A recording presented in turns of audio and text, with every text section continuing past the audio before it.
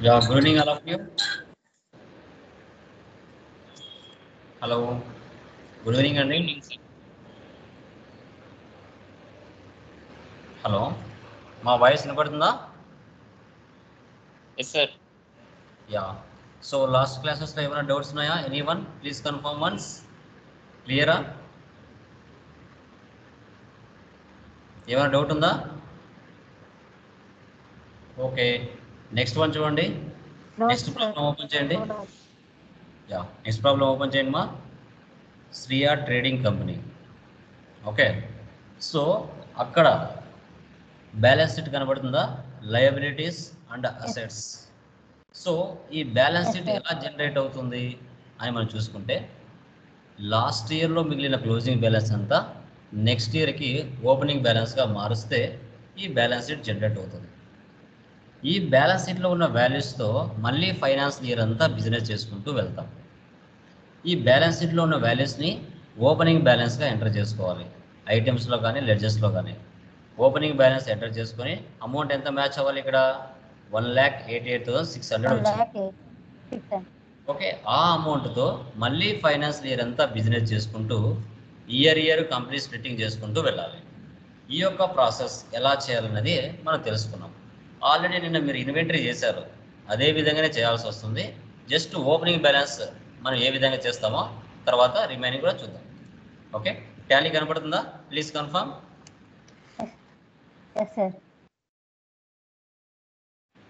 Brother, ఎవరితో sound problem ఉన్నట్టుంది. I think అవును సార్. మిగతా నా వాయిస్ క్లియర్ అందరికీ? Yes, sir. సో రిమైనింగ్ వారికి ఎవరికైతే సౌండ్ ప్రాబ్లం ఉంటుందో మీదే చెక్ చేసుకోండి.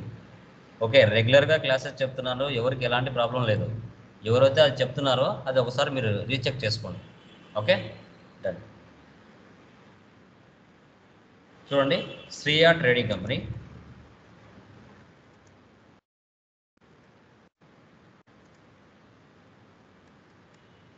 సేవ్ చేయాలంటే ఫంక్షన్ షార్ట్కట్కి ఏంటి మా? సేవ్ చేయాలంటే control A. Very good, control A. Maintain accounts, second option no పెట్టండి. Maintain inventory, integrate accounts with inventory, ఈ 2 ఆప్షన్స్ ఎస్ పెట్టండి. రిమైనింగ్ నో పెట్టండి. Accept or no, save. తర్వాత ఫస్ట్ క్రియేట్లోకి వెళ్దాం, లెడ్జెస్లోకి వెళ్దాం. సో ఫస్ట్ వన్ చూడండి, ఇక్కడ క్యాపిటల్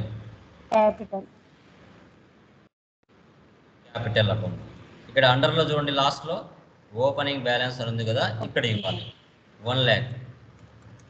అది డెబిటా క్రెడిట్ అనేది ఆటోమేటిక్గా సాఫ్ట్వేరే తీసేసుకుంటుంది. Okay, don't worry. Next Ramesh, sundry creditors. Amount ఎంత? 20,000. తర్వాత ప్రకాష్, సో 30,000. తర్వాత పల్లవి, లైవ్ ఇచ్చారు అక్కడ, లోన్స్ అండ్ లైబిలిటీ, 38,600. తర్వాత furniture, assets 18,000. Next computer, fixed assets 30,000. Raman co 100 debtors 10,000. Ravi and co 20,000. తర్వాత ఎస్బీఐ బ్యాంక్, క్యాష్ ఆల్రెడీ డిఫాల్ట్గా ఉంటుంది, అది మనం వెళ్ళి అక్కడ తీసుకున్నాం. Bank accounts 20,000. ఓకేనా. తర్వాత ఎస్కేప్ ఇవ్వండి. తర్వాత ఐటెంలోకి వెళ్ళండి. యూనిట్లోకి వెళ్తే ఓన్లీ ఎన్ఓఎస్ నెంబర్స్ మాత్రం ఉన్నాయి కాబట్టి నెంబర్స్ మాత్రమే చేయండి. తర్వాత స్టాక్ ఐటెం చూడండి, మా అక్కడ ఫస్ట్ ఏమింది? గ్రైండర్స్ నెంబర్స్ ఇక్కడ ఇవ్వాలి. Opening balance enter. So 2,000. 2000. Mixes. So opening balance 1500. 1500. Ceiling fan Ceiling fan Numbers 800. 800. తర్వాత table fan Table fan 1000.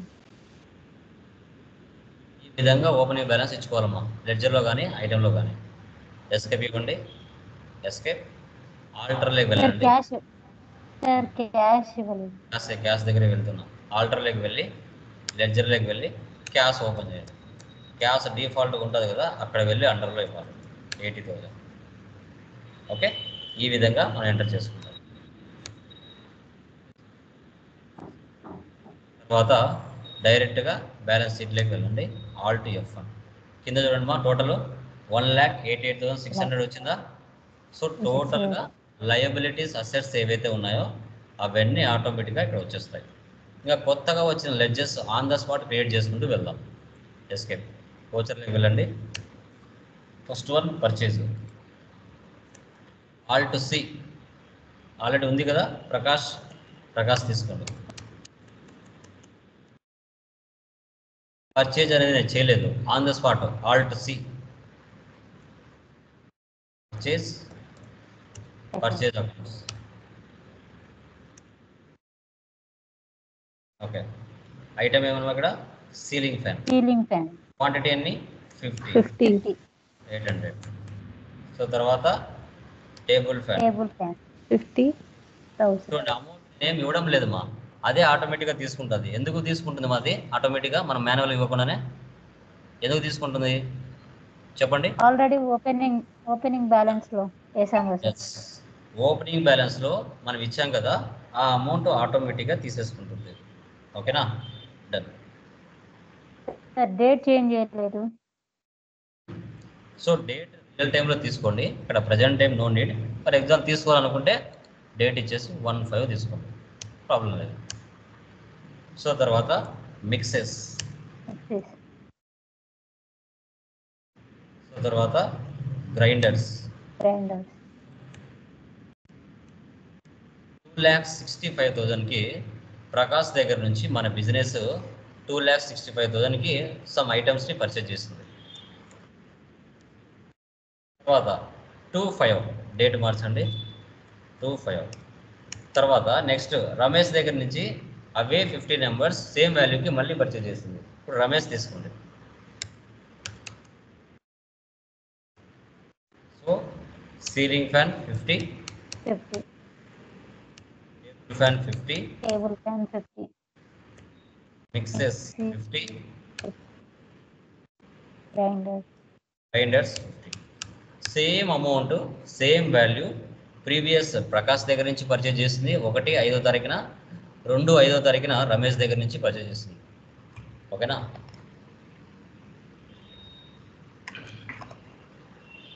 Save చేయండి. తర్వాత నెక్స్ట్ 1/6వ తారీఖున సేల్ చేసాం. డేట్ మార్చండి 1/6.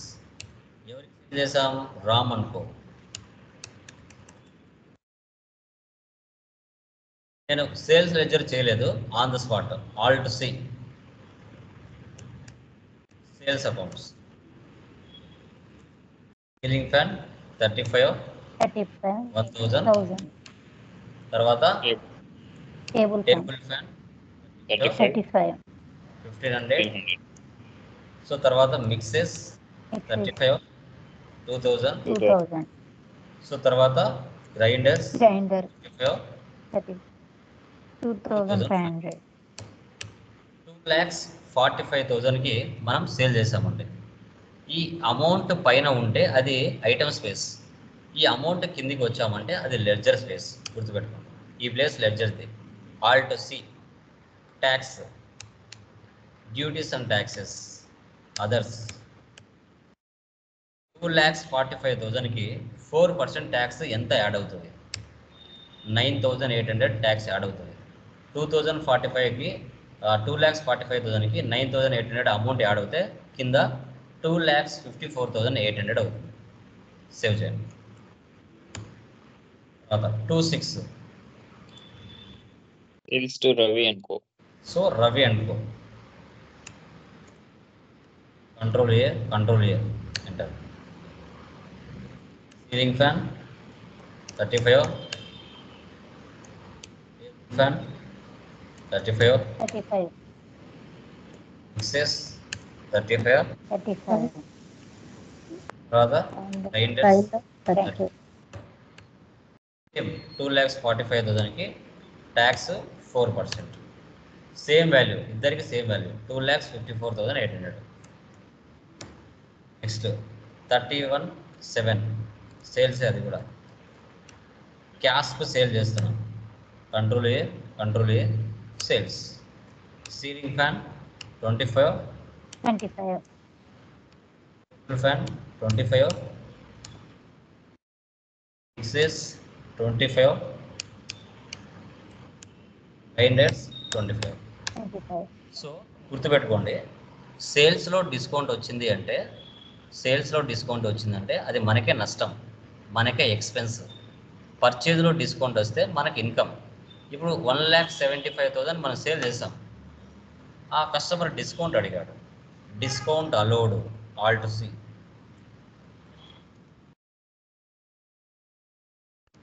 Indirect expenses Expenses.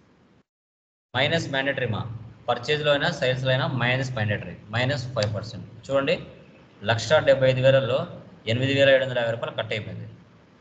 ఓకే, కింద చూడండి 1,66,050.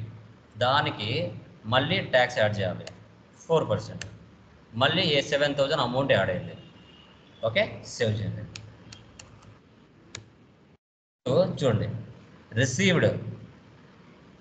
Received cheque from Ram and Ravi 80% of sales value. Payment to Prakash and Ramesh 70% of purchase value. ఇప్పుడు మనం పర్చేజ్ చేసాం, సేల్ చేసాం, కానీ టోటల్ అమౌంట్ మనం ఇవ్వలేదు. అక్కడ 80% కస్టమర్ దగ్గర నుంచి మనం రిసీవ్ చేసుకున్నాం, మనమేమో 70% ఇచ్చాం. ఆ అమౌంట్ ఎలా క్యాలిక్యులేషన్ చేయాలి అంటే డే బుక్లోకి వెళ్ళాలి. ఆల్ట్ F2 వచ్చేసి డేట్లు తీసేయండి, space enter. Okay, done. Control N for New Zealand.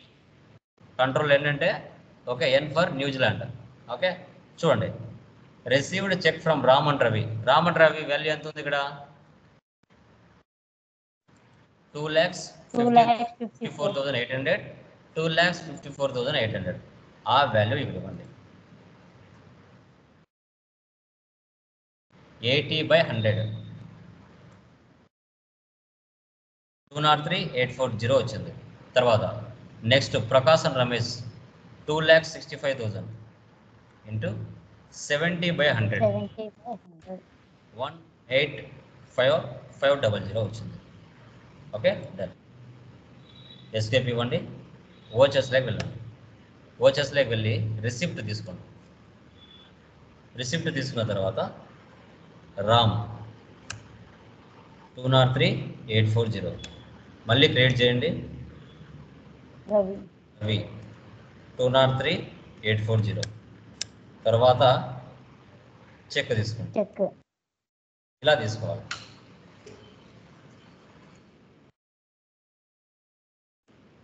Next payment తీసుకోండి.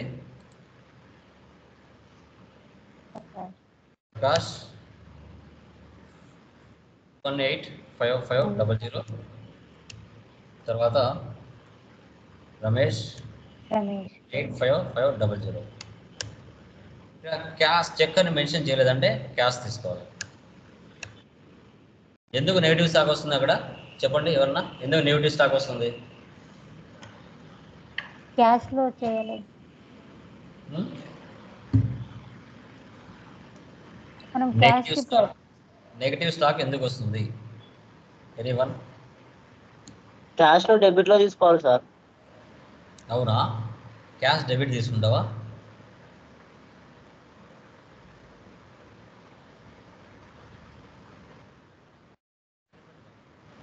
ఎందుకు నెగటివ్ బ్యాలెన్స్ వస్తుంది? ఆల్రెడీ అది క్రెడిట్ అని మెన్షన్ చేశారు కదా సార్ ప్రాబ్లమ్స్ లో. అయితే క్రెడిట్ అంటే చెక్ ద్వారా అట్లా వస్తుంది కదా సార్, క్యాష్ అని మెన్షన్ చేయలేదు. ఏమి మెన్షన్ చేయలేదు అంటే క్యాష్ అని మనం అనుకోవాలి. ఓకే, ఏమి మెన్షన్ చేయలేదంటే అవును. క్యాష్ అని మనం అనుకోవాలి. సో బట్ మన దగ్గర క్యాపిటల్ వాల్యూ తక్కువ ఉంది. మన దగ్గర క్యాపిటల్ ఉండేది 1 lakh, కానీ ఇక్కడ ఓకే. దగ్గర దగ్గర 3 lakhs వరకు మనము అమౌంట్ పే చేస్తున్నాం. నెగటివ్ బ్యాలెన్స్ వస్తుంది, అందుకే రెడ్ కలర్లో చూపిస్తుంది. Okay, okay. Okay. Next cash paid to పెట్టి క్యాష్ కాంట్రా. అలాంటప్పుడు చెక్ తీసుకోవాలా సార్? ఏం లేదు, చెక్ మెన్షన్ చేస్తే చెక్ తీసుకోవాలి. మెన్షన్ చేయలేదు అంటే కంపల్సరీగా మనం క్యాషే తీసుకోవాలి. మళ్ళీ నువ్వు క్యాపిటల్ వాల్యూ యాడ్ చేసినప్పుడు అప్పుడు పాజిటివ్ వాల్యూగా మారుతుంది, negative value. Okay. Okay sir.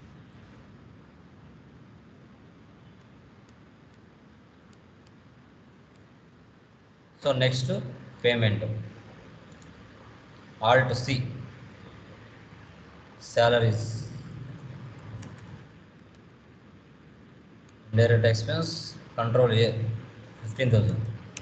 మళ్ళీ డెబిట్ చేయండి, alt C, wages, direct expenses 10,000.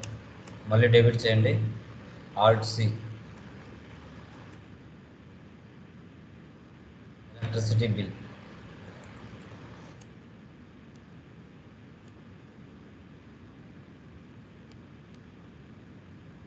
Alt C,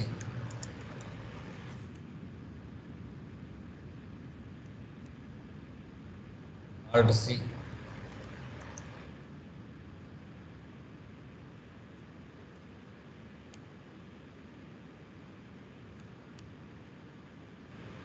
carriage outwards,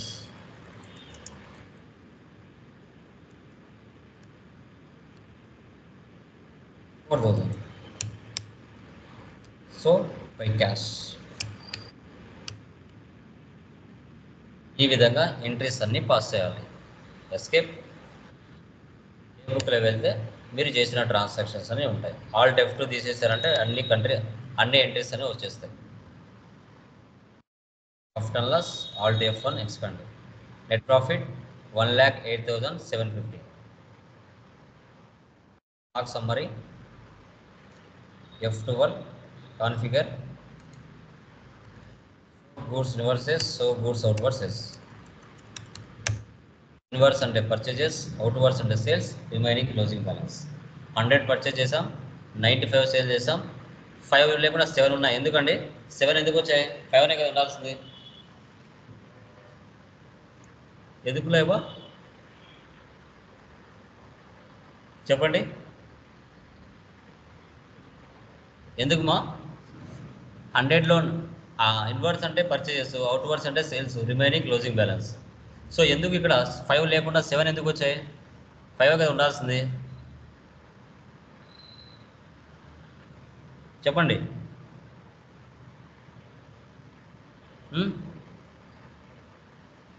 చెప్పండి మా, any idea? No idea? Opening balance ఉంది కదా, ఓపెనింగ్ బ్యాలెన్స్ చేసి పెట్టుకుంటే ఓపెనింగ్ బ్యాలెన్స్ 2 ఉన్నాయి కదా, అవి యాడ్ అవుతాయి. డాష్బోర్డ్ రిపోర్ట్స్ అనే వెబ్సైట్ చూడొచ్చు. Display more reports, trial balance, debit balance, credit balance ఇప్పుడు అవుతుంది. Account books, cash and bank balance, register, sales register, receipt register, payment register, Contra register. ఈ విధంగా మీరు okay opening balance amount enter చేసుకొని ఆ opening బ్యాలెన్స్తో మళ్ళీ finance year అంతా ఎలా బిజినెస్ చేయాలి అనేదే ఇక్కడ కాన్సెప్ట్. ఓకేనా? క్లియర్ మా? దీంట్లో ఏమైనా డౌట్స్ ఉన్నాయా? Anyone please confirm. క్లియరా? ఎనీవన్? ఏమా ఏమైనా any doubts? Please confirm. Please confirm any doubts. Clear?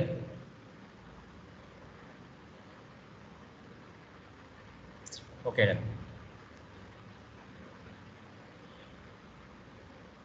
Technical points ఏమేమి అయిపోయినాయమ్మా? Technical points data backup restore అయిపోయిందా? అయిందా? No sir. Data backup restore అయిందా? No sir. అయిపోయింది కదా? No sir. Data backup restore కాలేదా? లేదు సార్. ఓకే